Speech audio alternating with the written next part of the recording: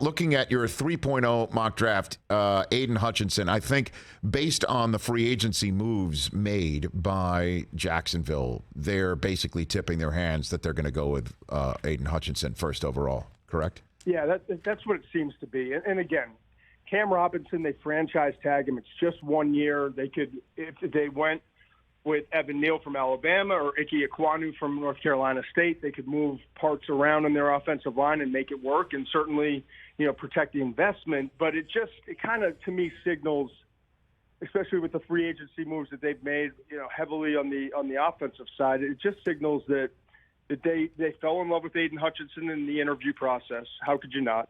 They see a player that can come in and provide Joey Bosa-like production, and hopefully he's able to stay healthy and be basically the player, and not just the player, but the leader and kind of the heartbeat of the defense like he was at Michigan. So why Kyle Hamilton second? Why do you think the Lions will go in the direction of the extremely talented safety out of Notre Dame? I struggled with this. I mean, you're the Lions, right? You need a quarterback, but there's no quarterback you feel comfortable drafting at number 2, right? Is my mindset on it.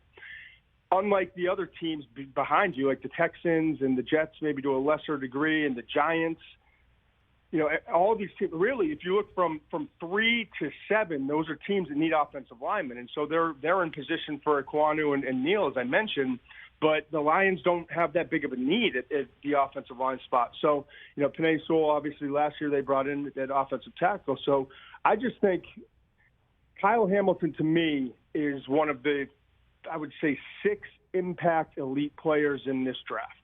And I know it's at the safety position, and I know he didn't run, in the 4.4s like people were hoping for, but he plays like a 4.4 defensive back, and he's like a pterodactyl out there. And just from a quarterback perspective, he is such a pain in the ass to throw around because he's got the best reaction skills, I think, of any defensive back in this draft. You would just study him on tape, and I just constantly rewinding until my thumb gets sore to see where the ball is going out, and then when has the corner recognized and broken on the ball. And he consistently is as fast as anyone in this class.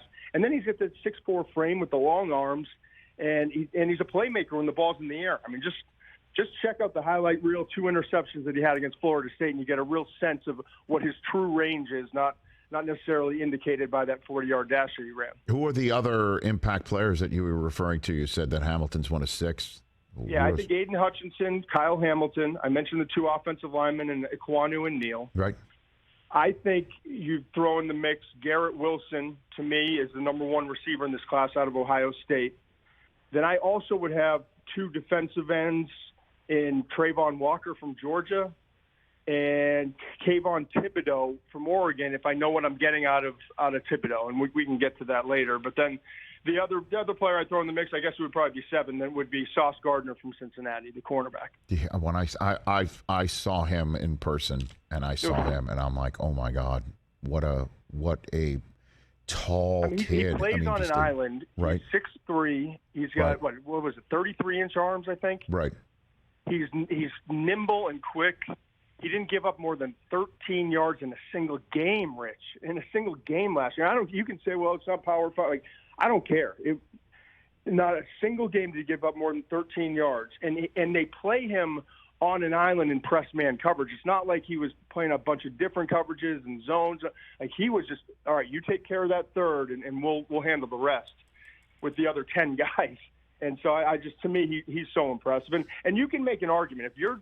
If you're just dropped on this planet today and you're studying Derek Stingley's tape from 2019, his true freshman year with that exceptional team and the highly motivated, Derek Stingley at the time playing for a national championship, and the 6 interceptions that he had, again, as a true freshman, and you watch that tape and compare it to what you watched this past year, 2021, of Sauce Gardner, I'm cool if you say that you like the 2019 Stingley tape better, because I think it's pretty close to a top up. They're both top.